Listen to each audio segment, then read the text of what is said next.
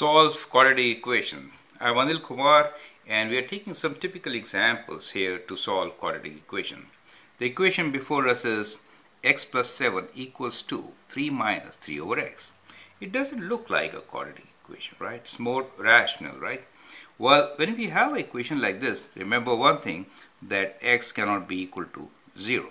If I put x equals to 0 here, then this becomes 3 divided by 0, and that is not possible, correct? So that is a restriction on this particular equation, which we should spell it out or write it down right in the very beginning, right? Now let's try to solve it. Now how to solve this kind of equation?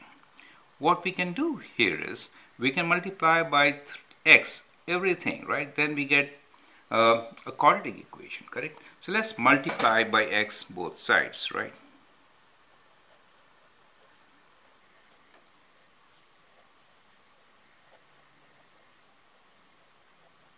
So that is our first step to solve this equation. So if I do that, I get x squared plus 7x equals to 3x minus 3, right? So now we have got rid of x from the denominator. Now let's bring the terms together. So we have x squared minus 3x plus 7x plus 3 equals to 0. And that gives us x squared. Combine the like terms, plus 4x plus 3 equals to 0. At this stage, we can factor. Now, to factor this, what should we do? We are looking for two numbers, let's say p and q, whose product is 3.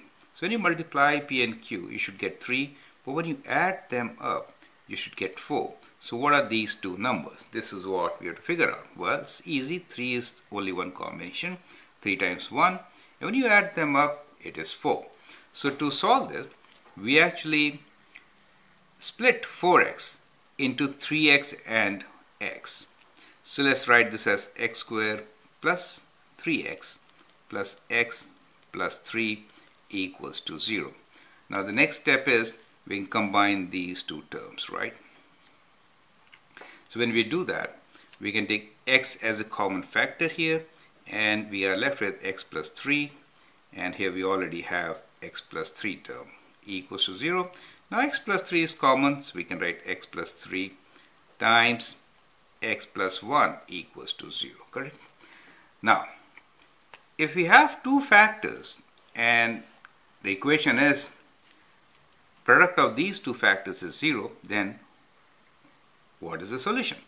Solution is either one of them could be 0, right, to provide us the solution. So we have two conditions here.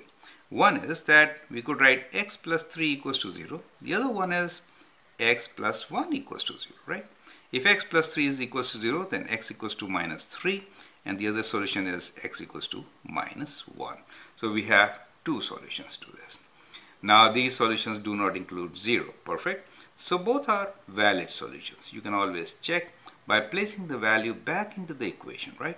Now we can write down our answer, and the answer is x is equals to minus 3 or x equals to minus 1, right? So that becomes the solution of this equation, correct? So that is how we should solve these things.